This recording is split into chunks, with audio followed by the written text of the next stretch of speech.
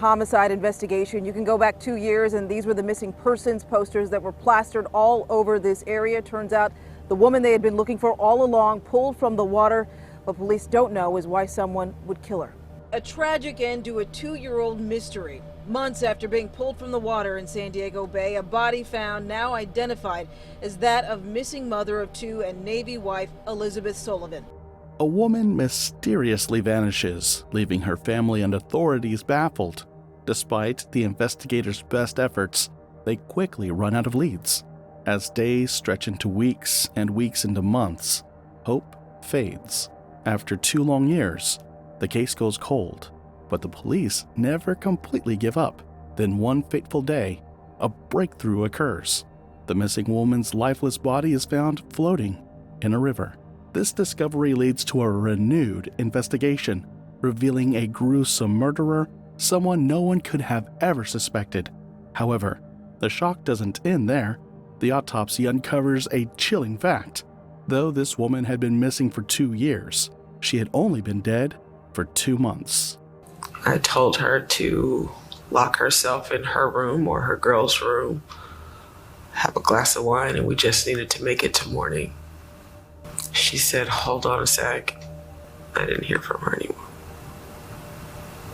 And that was your last conversation with Elizabeth? Yes. This is the story of Elizabeth Sullivan. Before we begin, we would love to extend our deepest condolences to the family and friends of Elizabeth Sullivan and everyone affected by the chilling loss. This case takes us all the way to San Diego, California. While San Diego is generally considered a safe city compared to others in the U.S., it does have areas of concern when it comes to crime. The city's crime rate is slightly below the national average, with violent crimes like assault and robbery occurring at a moderate level. However, property crimes such as burglary and theft tend to be more common. Despite these issues, many parts of the city remain peaceful and family-friendly, with ongoing efforts to enhance safety and security. Unfortunately for Elizabeth Sullivan, these efforts would not be able to save her when she needed it the most. Elizabeth Sullivan was born on August 14, 1983, in Portsmouth City, Virginia, into a close-knit family that valued creativity and emotional support. As the youngest of 3 siblings, Elizabeth was often the center of attention, known for her infectious laughter and vibrant personality. Her parents encouraged her artistic talents from a young age, fostering her love for painting and drawing. Family gatherings were filled with warmth and laughter, where Elizabeth's imaginative spirit shone brightly. Growing up, Elizabeth faced her share of challenges. She was diagnosed with borderline personality disorder during her teenage years, a condition that brought emotional turbulence and impulsive behavior. Despite these struggles, she remained resilient and dedicated to her passions. Art became her refuge. She spent countless hours sketching in her notebook, capturing the beauty of the world around her. Her talent earned her recognition in school, where she excelled academically and participated in various art competitions. After high school, Elizabeth pursued a degree in fine arts at a local college. Her time there was transformative. She immersed herself in creative projects and formed lasting friendships with fellow artists who inspired her to explore new mediums. Elizabeth's determination to succeed was evident as she balanced her studies with part-time jobs to support herself.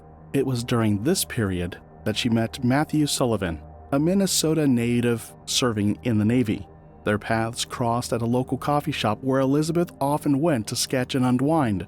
Matthew was drawn to her creativity and warmth, while Elizabeth found comfort in his strong presence and adventurous spirit. Their connection blossomed quickly.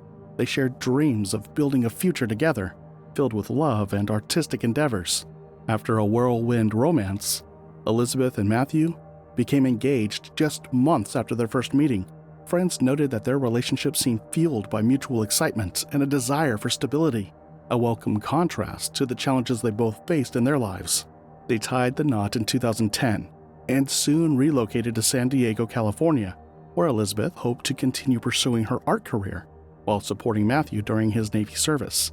As they settled into married life, Elizabeth gave birth to 2 daughters. The joy of motherhood was profound for her. She poured her heart into nurturing her children while trying to balance the demands of family life. However, Matthew was frequently deployed away from home due to work, which more or less made Elizabeth seem like a single mother.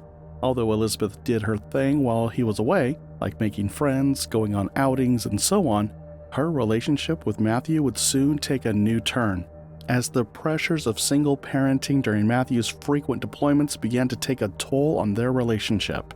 Elizabeth struggled with feelings of isolation and anxiety as she navigated the challenges of raising young children largely on her own. Despite their initial bond, cracks began to form in their marriage as they faced mounting stressors.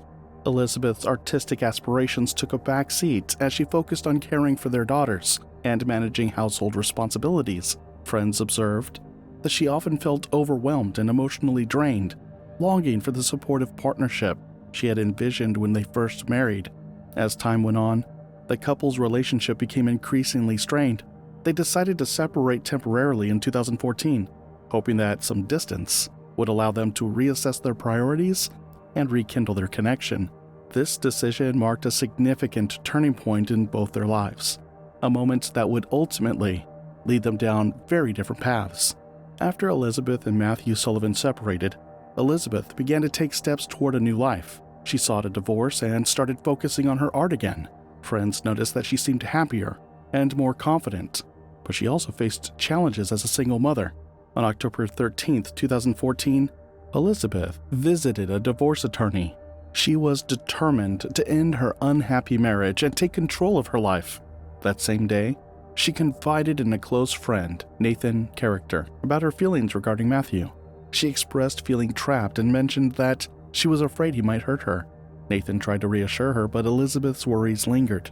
If only Nathan had known, he would have done his best to reassure her even more, because what was about to happen was bigger than all of them. Nathan Character was a close friend of Sullivan's. In fact, she spent the night at his apartment the weekend before she went missing in October of 2014, planning her divorce. She had been having a lot of problems with her husband up until that point. Character says the final straw was when Matt Sullivan told his wife he wanted some of his family members to move into their home. Step one was to get a restraining order against Matthew and his family that would basically keep them away from the home. The restraining order was going to be based on previous abuse that had been committed against Liz. Fights and arguments would escalate to a point where there would be screaming, there would be the throwing of objects that would break. At one point, he grabbed Liz and shoved her into either a bookcase or something wood that broke. Character says Sullivan had an appointment with a divorce attorney Monday afternoon, but after the appointment, he never heard from his friend again. It was also recalled that Matthew had one time called 911 to accuse Elizabeth of trying to set him up in order for her to gain sole custody of their children. San Diego Police, this is Melanie. Hi, I have concerns. My wife is trying to have me, evicted or arrested from my house and take my children away from me. Okay. I mean, she took my personal credit card, used it to hire a lawyer against me. I haven't been served with any papers yet, but I know she's called your department earlier this morning, and I think that's where she's headed now to try to get me detained. And she said that she took all the money out of your shared bank account? I just checked. It's all gone. There's nothing. Maybe 15 cents left. I'm still here with my children, and I don't know what she's doing. If she comes back and there's some problems, or you can call us back when she's there. Okay. The tension reached a boiling point when Elizabeth made the decision to pursue a divorce. This choice was not just about ending their marriage. It represented a crucial step toward reclaiming her identity and asserting control over her life. However, it also deepened the existing rift between them, fueling Matthew's jealousy further as he grappled with the impending loss of his family. We would have to end our conversations because Matt was either coming, listening, she was afraid he was coming. Did she seem to be afraid of him? Yes. She was going to pack her things. She met with an attorney, so far as I know. She met with an attorney, and she was trying to figure out what her rights were, what she could and couldn't do. And yes, she was going to go to a hotel. I told her to lock herself in her room or her girl's room, have a glass of wine, and we just needed to make it to morning. What was her response to that? She said, I had my vino, and I'm going to lock myself in my room. I then said, if you feel that seriously about it, if it doesn't get any better, call the police in San Diego. And did she respond to that? She said, hold on a sec. And then she said, gotta go, quietly. I didn't hear from her anymore. And that was your last conversation with Elizabeth? Yes. The next day, which was October 14th, Elizabeth was nowhere to be found. Friends and family were shocked when they realized she was missing. They knew she would never leave her children behind without telling anyone. Immediate investigations revealed that her vehicle was still in the garage and that the family home was messy, but not enough to arouse any sort of suspicions or foul play. Her husband Matthew also pointed out that a certain suitcase was missing, but still, this was no evidence to arouse any suspicions, as it could simply have been Elizabeth moving out without telling anyone, something that people confirmed she was accustomed to. On several occasions, she had left her family due to the back and forth in her relationship with Matthew, but she usually always came back. So, hope was still alive, as it may seem to just be one of those off days for her. As the days went by, it became increasingly obvious that this was not the disappearance they were accustomed to, as Elizabeth didn't usually take this long before she returned. This prompted panic from people who knew her well, and they made sure to relay their concern to the police. One of such persons was her bestie and very close friend, Nathan Character, who had advised her earlier. According to him, he just had a certain bad feeling about this particular disappearance, and made sure to pressure the police into their jobs. The police began investigating Elizabeth's disappearance. They looked into her relationship with Matthew and spoke to friends and family about her recent changes. Matthew initially cooperated with the police, but his behavior raised suspicions. He claimed that Elizabeth had left him and their children, but many found it hard to believe she would abandon them. In the following weeks, the search for Elizabeth intensified. Friends organized search parties and distributed flyers with her picture. The community rallied together, hoping for any news about her whereabouts. But as time passed, hope began to fade. On October 6, 2016, nearly 2 years after she went missing, a discovery occurred less than half a mile from her home in San Diego Bay, coinciding with the day her husband, Matthew Sullivan, was moving to Maryland with his new girlfriend. On that day, a fisherman spotted what appeared to be human remains floating in the water. The San Diego Police Department was notified, and forensics teams quickly arrived to investigate. Elizabeth's body was found dressed in the same clothes she had been wearing when she was last seen. The initial examination indicated that her body had not decomposed as expected, suggesting it may have been stored in a freezer prior to being discarded. An autopsy revealed that Elizabeth had been stabbed at least 5 times. The medical examiner noted injuries consistent with stab wounds that broke her ribs and caused fractures to her nose and jaw. This examination would later confirm that her death was a homicide. In the months leading up to the discovery of her body, investigators had been piecing together evidence from the couple's home. When Matthew moved out in October 2016, police conducted a thorough search of the residence. During this investigation, they found an empty freezer in the garage, which raised suspicions about its previous use. Cadaver dogs alerted officers to the presence of a body in the garage, indicating that Elizabeth's remains had likely been there. Further forensic tests revealed that traces of Elizabeth's blood soaked into the carpeting and wooden floor of their bedroom.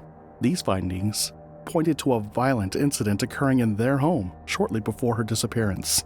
After Elizabeth's body was found, forensics teams examined the couple's home. They discovered blood stains in their bedroom and found a knife hidden in an attic in Matthew's apartment that tested positive for Elizabeth's DNA. This evidence indicated that a violent confrontation had taken place in their home. Investigators conducted a thorough search of the Sullivan residence in Liberty Station. They found evidence suggesting that Matthew had attempted to clean up after an incident. The presence of blood under the carpet and padding further supported this theory. Witness testimonies also played a crucial role in building the case against Matthew. Friends and family members described his controlling behavior and jealousy, particularly after learning about Elizabeth's affair with Stephen Sutton. These insights painted a picture of a man who felt threatened by the prospect of losing his wife and family. The fact that Matthew moved out of their home and relocated to Maryland with a new girlfriend around the time of the disappearance was sketchy. This sudden change raised eyebrows among investigators, prompting them to scrutinize his actions during this period more closely. The culmination of this evidence led investigators to arrest Matthew on January 31st, 2018, at his home in Wyoming, Delaware.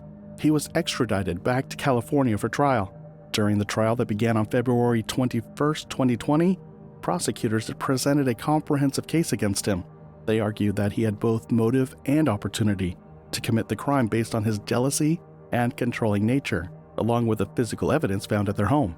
During the trial, Stephen Sutton, Elizabeth's boyfriend, claimed that during the search, someone had messaged him using an email, and the person claimed to be Elizabeth. He even made an attempt at putting the person off by asking a question only Elizabeth should know, and that person gave the correct answer.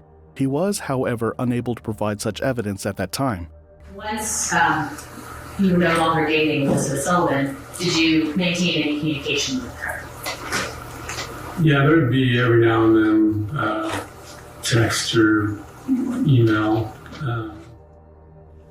She would reach out when she's like feeling lonely or something like that, and I would respond. I would answer her. And what was her demeanor, her tone like when you spoke to her then? She seemed happy. And did you and she talk about what she was doing and what her plan was with respect to Matthew and her marriage?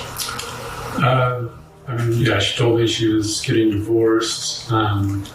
She said she was filing a restraint order. Matthew's defense tried to use this against the case, but it would not be enough. After deliberation, the jury found Matthew guilty of second-degree murder in March 2020. The combination of forensic evidence, witness testimonies about his behavior, and inconsistencies in his statements ultimately led to his conviction. This sequence of events illustrates how investigators connected Matthew Sullivan to Elizabeth's death through a troubling blend of behavioral observations and forensic findings that highlighted the complexities of their relationship leading up to her tragic end. After the jury found Matthew Sullivan guilty of second-degree murder, he faced a sentencing hearing where the prosecution sought a significant prison term. During the hearing, Matthew made a statement to the court, expressing frustration that he was not allowed to call certain witnesses during his trial. He claimed their testimony would have changed the verdict. The prosecution argued for a sentence of 16 years to life in prison, without the possibility of parole. They highlighted the brutality of the crime, stating that Matthew had methodically cleaned up after the murder and hidden Elizabeth's body for nearly 2 years. They pointed out that there was no remorse from Matthew, emphasizing his lack of sorrow for his actions. The judge, Albert Harutunian III, agreed with the prosecution's assessment. He stated that the evidence presented during the trial made it clear that Matthew had brutally murdered Elizabeth and attempted to conceal his actions. The judge remarked on how close Matthew came to evading justice, but ultimately failed when Elizabeth's body was discovered. On March 19, 2021, Matthew Sullivan was sentenced to 16 years to life in prison. After the sentencing, Elizabeth's friends and family expressed mixed feelings about the outcome. While they acknowledged that no sentence could bring Elizabeth back, they hoped that this verdict would provide some measure of closure. Elizabeth's godsister, Calandra Puckett Harris, remarked that while the sentence wouldn't fix their loss, it might help fill the void left by such a tragic act. The case remained a stark reminder of domestic violence and its devastating consequences, leaving many in the community reflecting on Elizabeth's life and legacy. And to be the best person that she could possibly be. She wanted to learn, she wanted to know, and she wanted to be known. She could carry on a conversation and see things from every angle. And her taste in music was impeccable, I will say that. She had great taste in music. They were happy, and they loved their mom so much. And she was very, very determined to make herself and her children better people than they already were, you know? Matthew Sullivan retains the right to appeal his conviction, leaving open the possibility of further legal proceedings in the future. Now, even though many would argue that Elizabeth's extramarital affair pushed Matthew to commit the act, it still doesn't change the fact that his distance from family and inability to make up for lost time while he was available played a key factor, prompting Elizabeth, who was a woman with needs, to try to make herself happy, which begs the question, what could Matthew have done differently to save his marriage? I mean, it was inevitable for him to be absent due to his work schedule, but what measures should he have taken to make up for that while he was around? And as for Elizabeth's best friend, Nathan, who claimed he had a bad feeling when she disappeared, was it just a bad feeling? Or was he subconsciously reacting to what he had suspected all along? Or did he actually see something that fueled that feeling? We would love to hear from you in the comments section. And we would also love to thank our viewers and subscribers who have supported us constantly. Do well to be one of them by liking and subscribing to this channel if you haven't already done so.